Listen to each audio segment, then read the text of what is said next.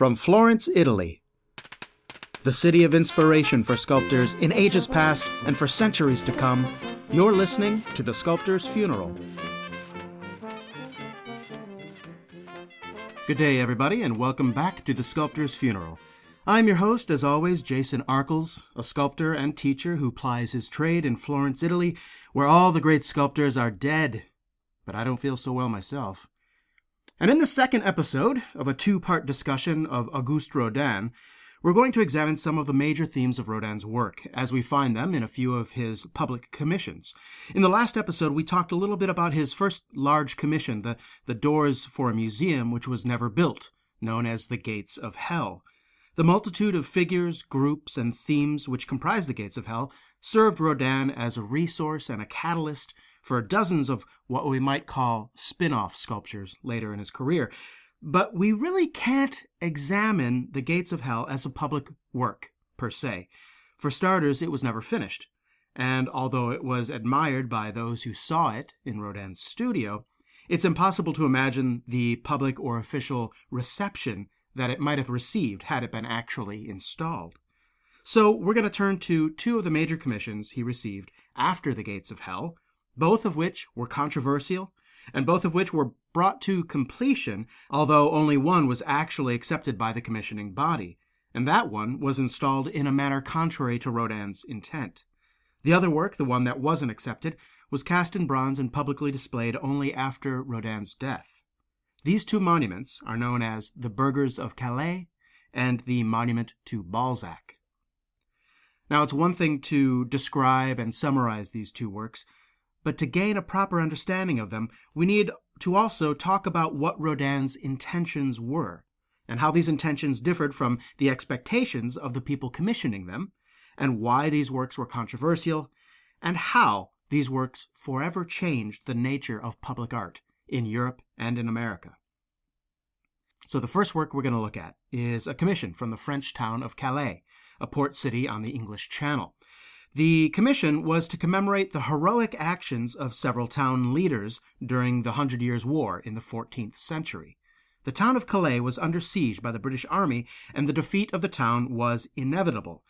So the commander of the English forces, the king in fact, ordered that the town surrender 6 of its leaders, along with the keys to the city gates and the castle, or else the army would attack, enter the city, and kill everyone. So the mayor of Calais, a man known as Eustache de Saint-Pierre, immediately volunteered, and 5 other local noblemen and merchants, inspired by Eustache de Saint-Pierre's willingness to sacrifice himself for the city, joined him. The 6 left the city gates and presented the keys to the city to the English king. Only the pleas for mercy from the Queen of England, moved by the courage and sacrifice of the Burgers of Calais, saved them all from execution. Now, it really is an inspiring and heroic story, and the town wished to celebrate its past.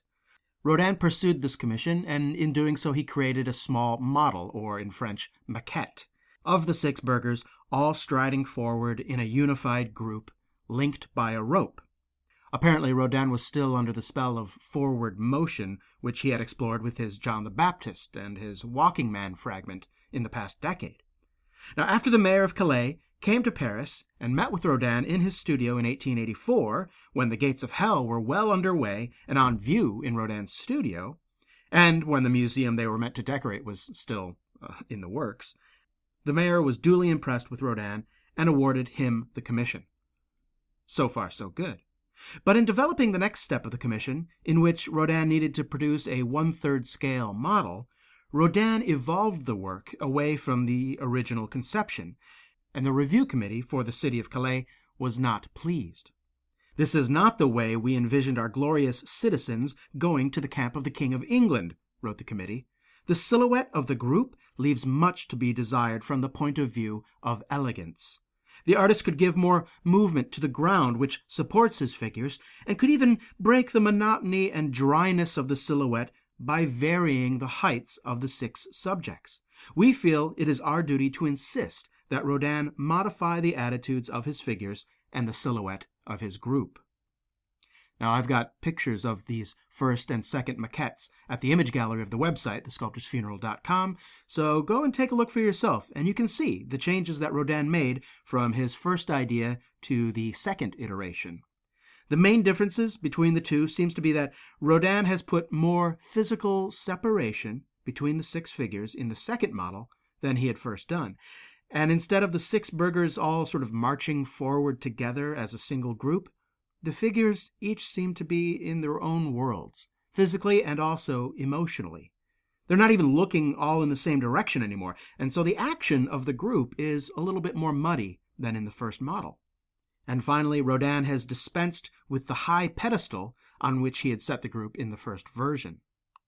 Now, we really can't blame the committee for its protests, right? I mean, not only are they not getting what was at first suggested they would get, but their ideas about the legibility of the piece as a cohesive whole, those are justified.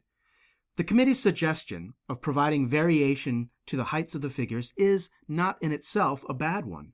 In fact, the original idea behind the entire commission was actually just for a statue of the mayor who led the burghers out, Eustache de Saint-Pierre. But in Rodin's design, it's impossible to pick out Eustache de Saint-Pierre. You can't pick out a leader of this group at all. I mean, the whole point of the memorial, after all, was to underscore the heroism of these historical figures. And this sort of rather aimless group with no leader seemed to the commissioning body to undermine this intent. Now, Rodin understood the intent of the commission, of course, and he had the goal of displaying heroism precisely in mind when he made his second maquette. But Rodin was searching for a way to render the heroism of the Burgers of Calais as a subject along different lines.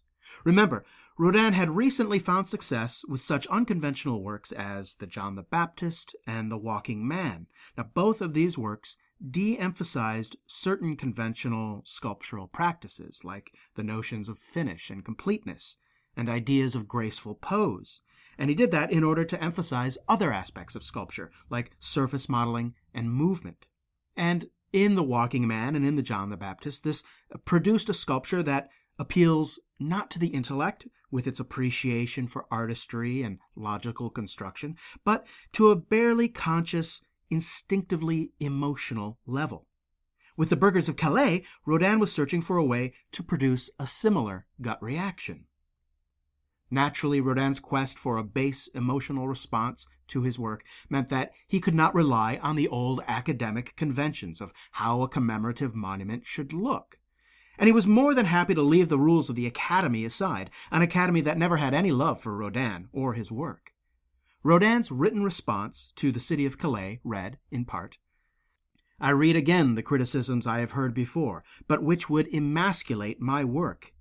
It means submitting to the law of the academic school. I am dead against the principle, which has prevailed since the beginning of the century, but is in direct contradiction with previous ages of art, and produces works that are cold, static, and conventional. I am the antagonist in Paris of that affected academic style. You are asking me to follow the people whose academic art I despise." Strong stuff.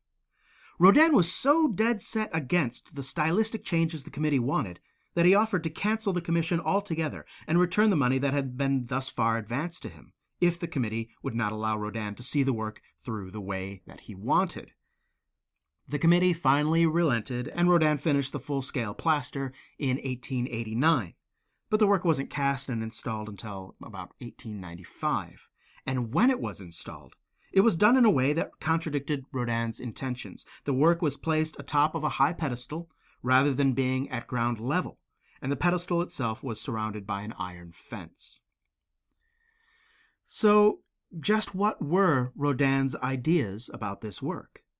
How does his unprecedented and seemingly chaotic composition reflect the heroism of the Burgers of Calais? Why was it necessary to avoid the themes of conventional heroism? And what's the big deal about the pedestal?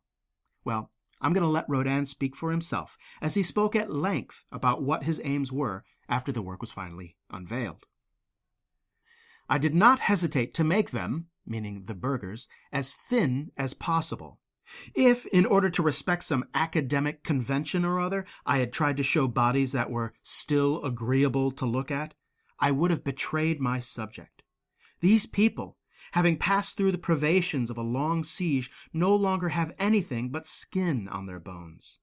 The more frightful my representation of them, the more people should praise me for knowing how to show the truth of history. I should not show them grouped in an apotheosis. Such a glorification of their heroism would not have corresponded to anything real. On the contrary, I have, as it were, threaded them one behind the other, because in that indecision of the last inner combat which ensues, between their devotion to the cause and their fear of dying, each of them is isolated in front of his conscience. They are still questioning themselves to know whether they have the strength to accomplish the supreme sacrifice. Their soul pushes them onward, but their feet refuse to walk. They drag themselves along painfully, as much because of the feebleness to which famine has reduced them as because of the terrifying nature of the sacrifice. And certainly, if I had succeeded in showing how much the body, weakened by the most cruel sufferings, still holds on to life, how much power it still has over the spirit that is consumed by bravery, I can congratulate myself on not having remained beneath the noble theme I have dealt with. I did not want a pedestal for these figures. I wanted them to be placed on, even affixed to, the paving stones in front of the town hall in Calais, so that it looked like as if they were leaving in order to go to the enemy camp. In this way they would have been, as it were, mixed with the daily life of the town.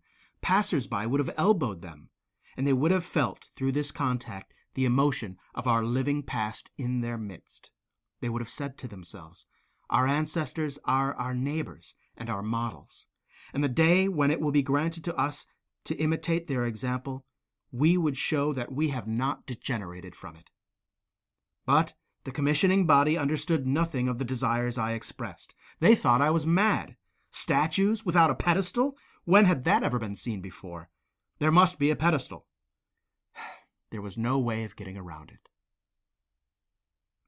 So there you go.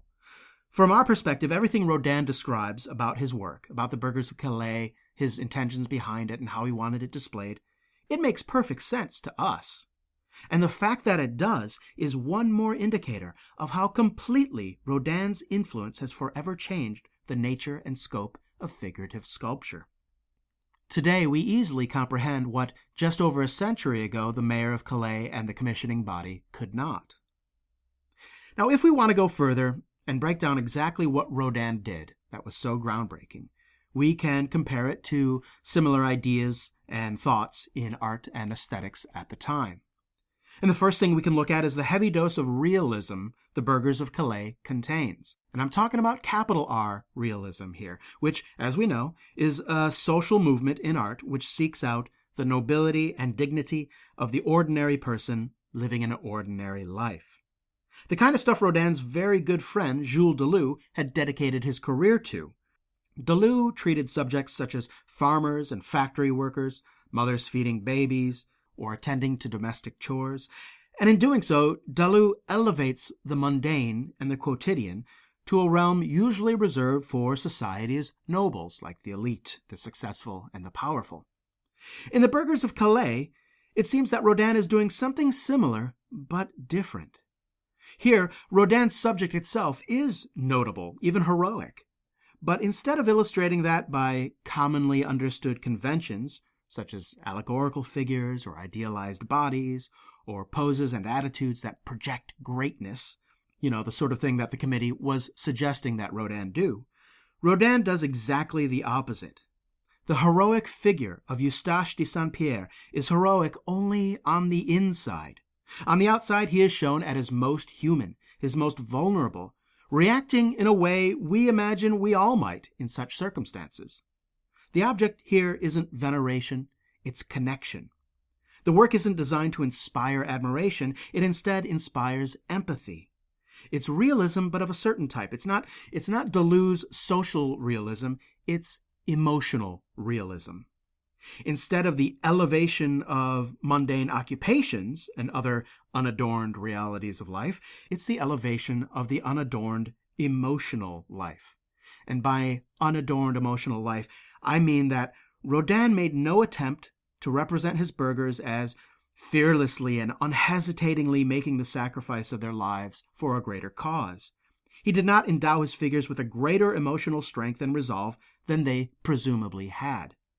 He showed the reality of what that emotional state must have been for them all, enormously conflicted, full of doubt and fear. Rodin was asked to show the burghers at their best, and he did so by showing them at their most human during the most significant moment of their lives. The only statuary I can compare the Burgers of Calais to in this sort of intent might be the portrayal of the Passion of Christ's crucifixion. In a crucifix, the external image of a tortured and suffering man isn't meant to be the point of focus. The focus is the greatness of his sacrifice, and the outward suffering highlights that.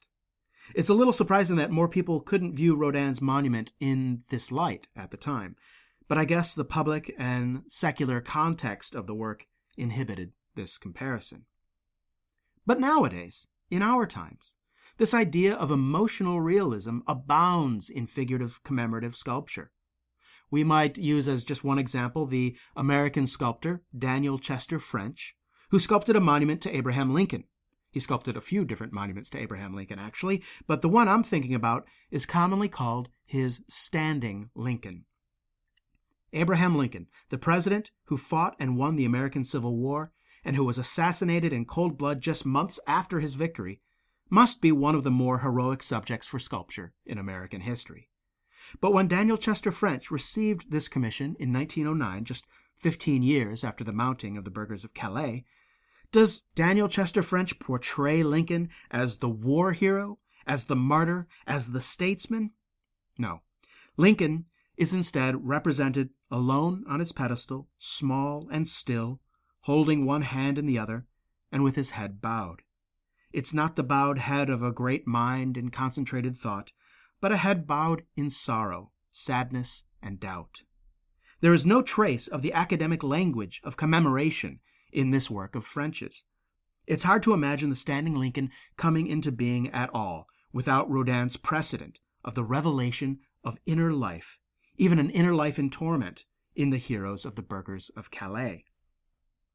More recently, there's been a popular trend when creating war memorials not to show soldiers marching off to victory or defeating the enemy, but rather showing the soldiers in various expressions of sorrow and grief, even weeping. A few centuries ago, this would have been unthinkable at a lot of different levels, but today it is commonly recognized that memorials to war should reflect the horrors that its heroes had to endure, as much as any victory it's meant to celebrate.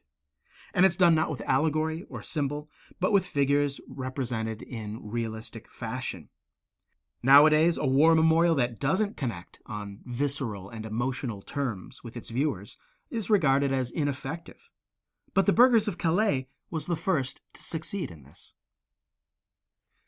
And then there's that wonderful passage, which I read earlier, about why Rodin didn't want a pedestal.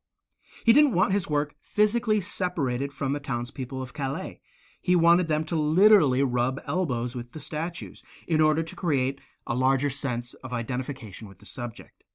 The idea of taking monumental figures off the pedestal, removing any trace of a divide between sculptural environment and the environment of the viewer, is really the final step in a progression in sculpture that started all the way back in the Renaissance.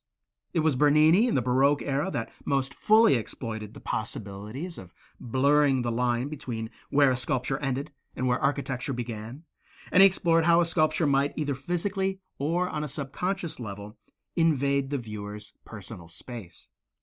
Not until the Burgers of Calais was this idea applied so directly. At least that was the intention. As Rodin points out, the committee from Calais could not conceive of a work like this in such a setting, and it wasn't until the 1920s that the work was finally displayed at least somewhat close to Rodin's intentions. The monument finally came down off the pedestal. Now, there are many cast versions of the Burgers of Calais, and they're dispersed all over the world. I've probably encountered, 3 or 4 in different locations. And always, every time I see them, they are set at ground level. That used to be a very special and unique interaction, unique to the Burgers of Calais, to be able to look a life-size bronze statue in the face in a public setting. But now, of course, our modern world is littered with sculptures made specifically to interact directly with passers-by, meant to be encountered as we encounter living beings. They're everywhere. And if you want examples, just Google the phrase "statue on a park bench" and see what comes up. Yes, you too can take a seat on a park bench, have a rest and a chat with a sculpture sitting next to you. Your options include the likes of Benjamin Franklin, Winston Churchill, John Lennon, or Kermit the Frog. For better or worse, this might be the most common interaction the average person has with sculpture today. Yeah, it's a gimmick, and work of this type hardly ever rises above mediocrity, but it does have its roots in the Burgers of Calais. And if a sculptor is ever called upon to create a work whose purpose is to intersect with the public, one could do worse than to look to the Burgers of Calais as an example of doing it right. And many sculptors have. There are less gimmicky examples of placing statuary in the direct path of the populace than the whole sort of park bench method. One of the examples that actually comes very close to Rodin's initial intent is the Korean War Veterans Memorial in Washington, D.C., sculpted by Frank Gaylord. The entirety of the memorial is basically a small park, and there are 19 individual statues of soldiers on patrol, and they're placed in such a way that they appear to be emerging from a stand of trees, one by one, but sort of grouped together, and moving out into a more open field. Placed as they are at ground level, with their bases flush to the ground and obscured by landscaping, the sense of sculpture invading the personal, physical space of the viewer is a very convincing one, and a very powerful one. The Burgers of Calais can be seen as another step in Rodin's lifelong endeavor to elicit a raw, emotional response from his viewer. But there are some differences between this work of Rodin's and, say, the John the Baptist or the Walking Man, and we should mention these differences. In those prior works, Rodin sought to progressively strip the sculpture of anything that could detract from the sub-intellectual response he sought, leaving all artifice behind except that which could aid in emotional expression.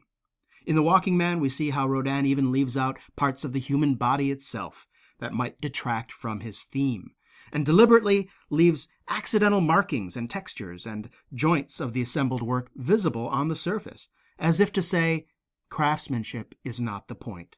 Look elsewhere for the meaning of this work. But a complete lack of artistry and a negation of the extraneous was something Rodin knew he could not get away with in the Burgers of Calais, a public commemorative monument. All the figures had to have all the parts of their bodies, and the work needed to be, if not finely detailed and highly rendered, at least not with a completely neglected surface finish. They even would have to be clothed and carrying the props of their keys and their ropes. But Rodin needed the pathos of the group, their torment and agony, to outweigh all these other considerations. And he manages to downplay what he thought was extraneous in several ways. In addition to purposefully not endowing the figures themselves with idealized or even healthy bodies, the clothing they wear is as anonymous and sort of sack-like as possible, appearing as neither clothing nor drapery somehow. The vigorous textures over the entire work reflect light in unexpected ways, which gives a lot of movement to the work, but at the same time, it makes it difficult to discern detail or form on close inspection, and it pulls our attention back to the larger composition of their poses. And for those who ignore Rodin's intentions and continue to search out the individualizing details of these individual figures, there's a surprise waiting. We find that the figures really aren't even individuals. Rodin takes the arm off of one of the burghers and he reuses it for another. There are even two burghers with the same head. The figures of Jean Dare and Andrew d'André actually have identical heads, though it's difficult to tell because Andrew d'André is the one who clutches his head in his hands. Now, was Rodin lazy or uncaring when he did this? Of course not. It was a very deliberate statement that it just didn't matter if two characters in his narrative shared the same head. It wasn't the point. The emotional, sub-intellectual impact of the work, the feeling in your gut, that was the point. Everything in the work was in service to that, and if it wasn't subservient, it wasn't relevant. And the crazy thing is, Rodin's ideas here share a lot in common with another earlier movement in art. In fact, with the very movement in art that Rodin despised, Neoclassicism. If you remember back to our conversation about Neoclassicism, you might remember me remarking that there is a seeming blandness to neoclassical work, right? We know this. Every statue seems to have the same sort of classic Greek nose and perfectly proportioned face that is repeated on statue after statue, and the faces rarely carry any sign of emotion. And I mentioned that this was, of course, intentional, and the idea behind this was the thought that the more individualized and naturalistic a sculptor makes a portrait or a figure, the more the viewer focuses on that individual face or on that individual body.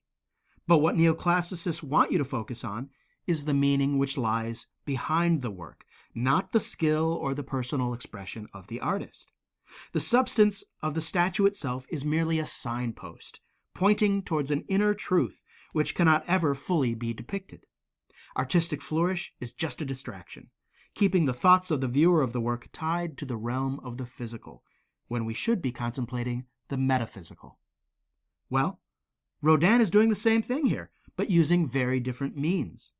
His disregard for everything in his sculpture but that which points the viewer towards raw emotion is the same impulse the neoclassicists had for editing out anything that did not point the viewer towards noble sentiment.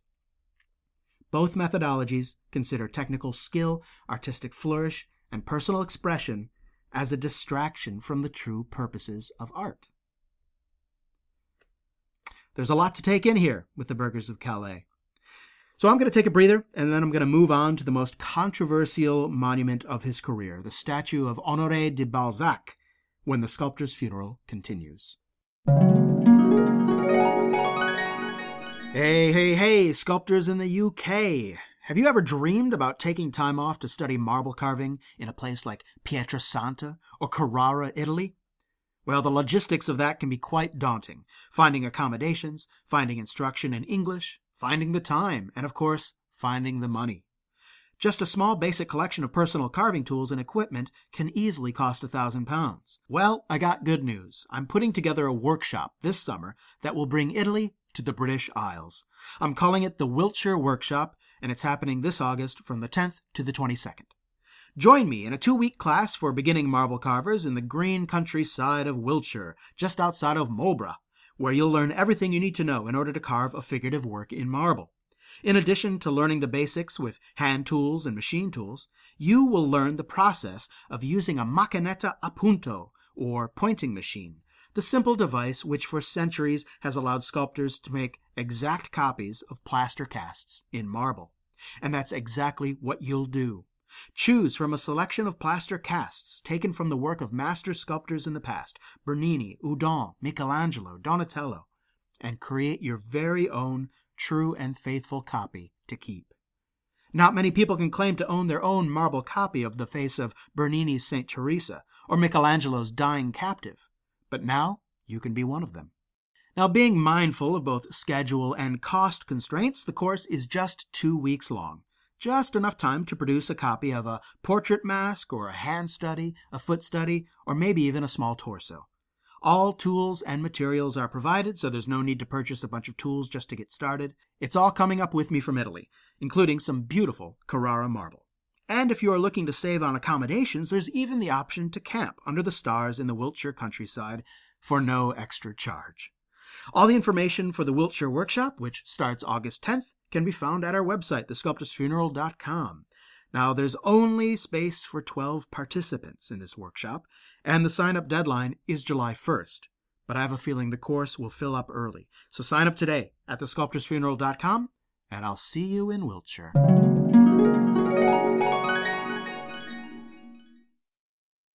Around 1885, the Society of Men of Letters in Paris decided to commission a statue of one of their founding members, the writer Honore de Balzac.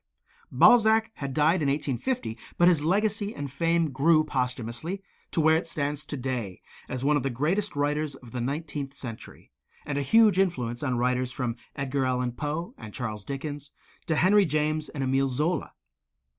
Balzac is regarded as a leading member of the realist movement in literature. Now, we've talked about the realist movement as regards sculpture, and in literature, realism takes a similar tack of having as its subject the daily life of ordinary people within society. Balzac himself came from a working-class family which, through hard work and a good marriage, had managed to climb into the middle class. Much of Balzac's work reflects his disillusionment with society and the ambiguous moral nature of the classes in society and of the imperfect moral nature of mankind in general. As a person, Balzac was known for his reclusive and unhealthy habits. He was largely nocturnal. He would eat a meal at noon and then sleep until midnight and then wake up to write, fueled by coffee. He never took exercise and was very overweight.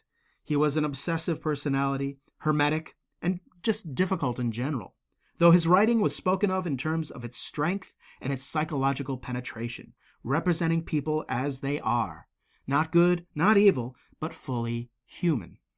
His masterpiece is entitled The Human Comedy, and it's a sprawling collection of stories reflecting the various characters and classes of 19th century France. Now, when it came time to memorialize Balzac, the Society of Men of Letters commissioned the sculptor Henri Chaput, but Chaput died before he could finish the work. So in 1891, the Society had to hire someone else.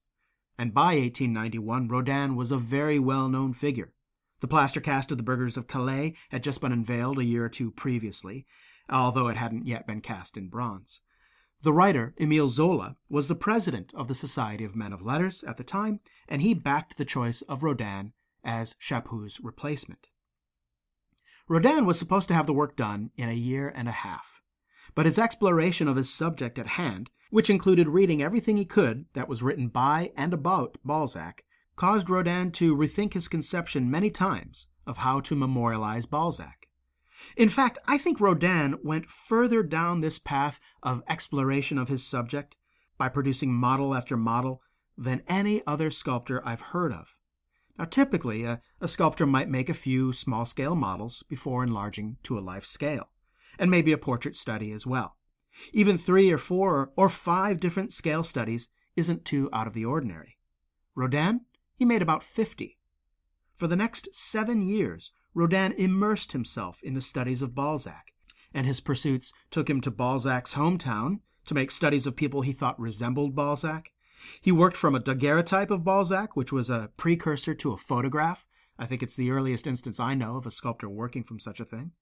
He actually located Balzac's old tailor, who was still alive, to make him a suit of clothes in Balzac's measurements, and he hired models with Balzac's portly frame. He did figure study after figure study, some clothed, some nude, and many of which survive and were later cast into bronze. And he made more portrait studies than he did figure studies, both small-scale and life-sized. Some of the nude figures Rodin created were large, pot-bellied guys, and some were athletic. Many had Balzac's legs and feet apart in a large stride, a now familiar theme with Rodin. Some gestured with their arms, some had their arms crossed in front of their torso. Rodin's indecision as to which avenue to pursue was a result of his search for a way to represent the mind of Balzac without having to resort to a realistic portrait, which he felt could never convey the genius of Balzac's mind and writing. It was, in fact, the same impulse that led Rodin to duplicate the portraits and obscure the figures from the Burgers of Calais, because what mattered was not how Balzac looked. What mattered was the spirit of creative genius his body had contained. A figure of Balzac should be a vehicle for conveying the genius, not merely conveying the outward appearance. In his exploration of Balzac's creative genius in clay, Rodin eventually took his ideas about pure physical expression to an extreme. In one of the final iterations of the project, he modeled a muscular nude figure, missing its head, and with a strong backwards lean to the figure. The figure's arms were crossed in front at the wrists. Now this gesture of the hands at the waist is accompanied by another particular gesture of a sort, and forgive me, there's no delicate way to put this. The figure of Balzac has an erection, which is held in one of Balzac's hands. And this pose was in fact the final pose that Rodin settled upon. However, knowing fully well that he wasn't going to get away with having a statue of a naked and erect Balzac, he had the figure cast in plaster and then draped a plaster-soaked cloth over the figure, which he then shaped into the semblance of Balzac's cloak. Now, through this cloak, we can easily discern the backwards lean of the figure as well as the bulge of the arms across his torso, although there's not so much evidence of what else is going on down there. And finally, the work was topped with a portrait head that Rodin had worked up independently of the figure. It's a portrait of thick, flabby features and an enormous neck, and hollow eyes and deep-set sockets. It's more of a mask than a portrait, bordering on caricature. In the end, instead of diminishing the visible form of his subject through fragmentation or faceted surface modeling, Rodin simply negates the figure by encasing it in a shapeless cloak. Now, over the 7 years Rodin labored at his Balzac, the commissioning body grew impatient with the delays, and various controversies concerning the commission became public. Finally, Rodin exhibited his final plaster to the committee. After 7 years of waiting for Rodin to finish what was supposed to have taken 18 months, only to have this highly unusual figure to show for it, the committee was furious. Furious isn't even the word. It was seen as an absolute scandal. When Rodin unveiled his plaster, the public and the press had a similar reaction. Hardly anyone understood what Rodin was trying to accomplish here. It was called many things. It was called a sack of flour, a bag of potatoes, a phallus, a pig, a colossal fetus, a narcissist masturbating under his cloak. To be sure, there were artists and critics who rallied in support of Rodin, but the committee was having none of it. They canceled the contract for the work with Rodin and refused the sculpture. The committee then hired Alexandre Falguière, who sculpted a more respectable seated portrait statue of Balzac. Some of Rodin's supporters attempted to raise the funds to purchase the work privately, but Rodin refused this. Instead, he took the plaster cast of his work back to his studio, where it remained. Only decades after his death was it cast in bronze and erected at an intersection in Paris. Several other bronzes now exist in collections around the world. Some observers of this work did in fact understand what Rodin was trying to do. To quote one contemporary observer, "It is evident that M. Rodin wanted a decisive simplification. He broke with the inane tradition that a statue should be a portrait, an exact effigy. Geniuses are not so much men as monsters. That is what M. Rodin had understood and expressed magnificently, and why he wanted this work to be not so much a statue as a strange monolith, a millennial menhir, one of those prehistoric stones in which volcanic action has accidentally produced a human face." But the final word on Rodin's intentions must come from Rodin himself. As he explained 10 years later to a writer during an interview, "By convention, a statue in a public place must represent a great man in a theatrical attitude which will cause him to be admired by posterity. But such reasoning is absurd. I submit that there was only one way to evoke my subject.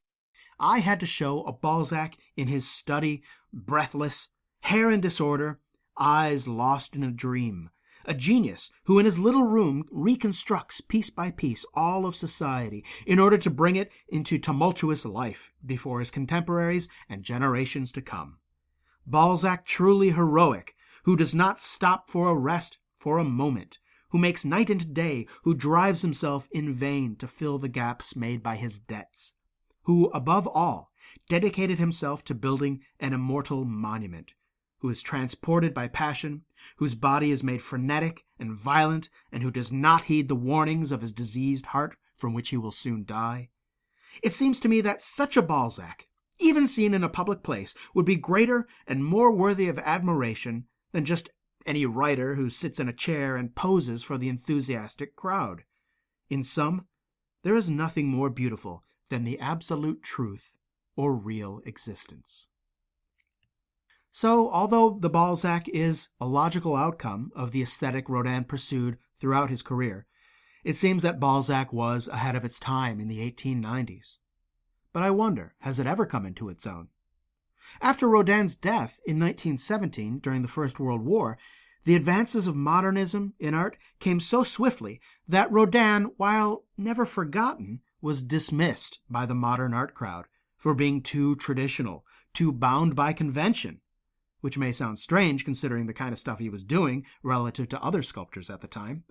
But in the context of modernism and abstraction, Rodin does appear to have much more in common with the 19th century than the 20th. It's useful to take a quick look at Rodin's legacy after his death. Almost everyone listening to this podcast will have grown up in a world that took it for granted that August Rodin was one of the all-time greats of sculpture. But that's a very new assessment of Rodin, and it wasn't until the 1950s and 1960s that Rodin was reevaluated and the idea spread that Rodin should be thought of as the progenitor of modernism in sculpture. Several retrospectives and exhibitions, along with the great number of available works in bronze now found in just about every museum around the world, this all contributed to the rising popularity during this time, the 1950s and 60s. But it should be pointed out that much of this enthusiasm for Rodin was coming from the postmodernists, from the abstract expressionists, and from otherwise contemporary thinkers in art.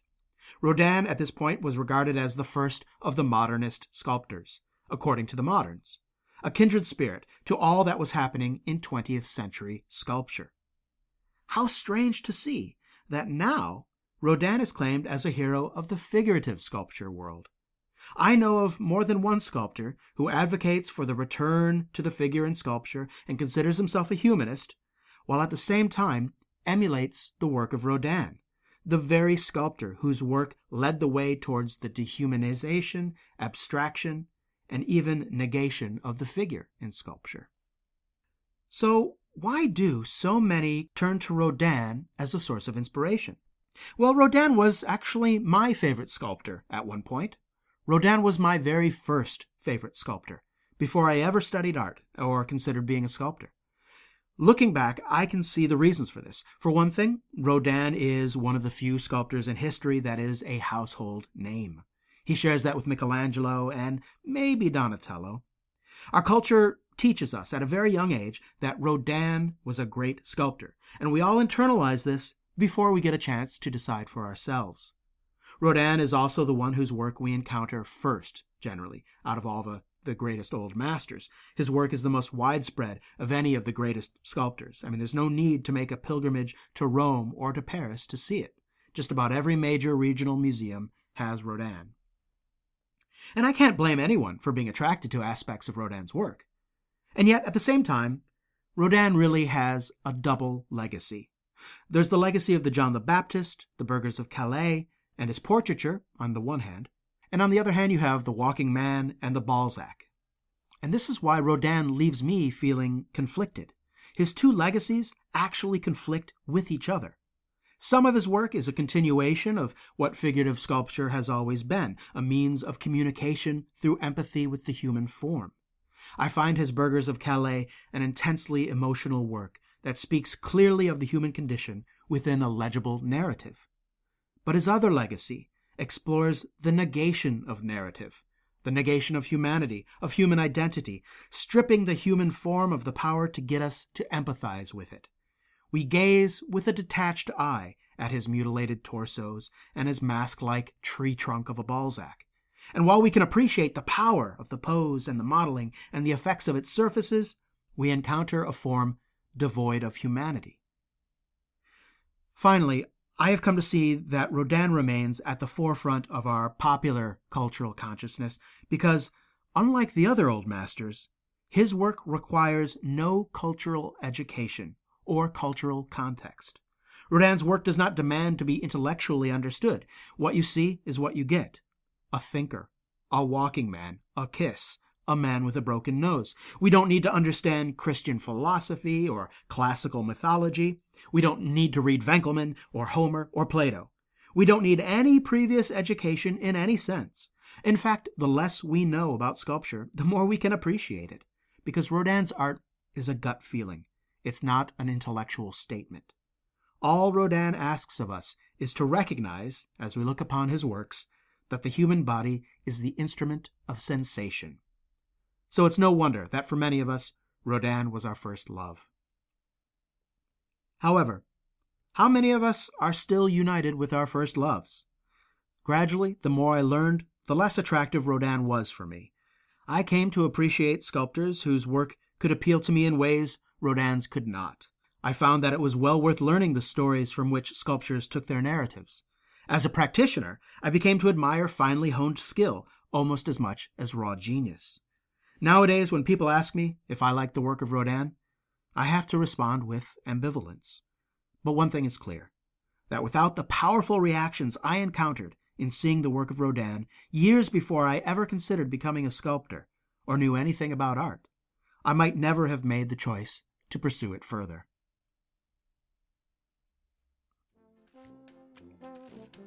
I want to thank you all for listening.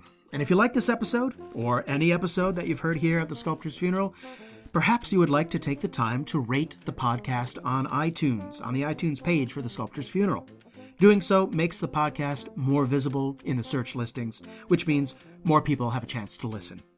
And you can listen to the complete archives of the show at thesculptorsfuneral.com. And you can join in the conversation with me and other cool people at the Facebook group page for The Sculptor's Funeral. Just type The Sculptor's Funeral into your Facebook search bar, and you'll find us all there. Hear what others have to say about the show, and add your own voice to the conversation. Thanks again so much for listening. I'll be back next week with more.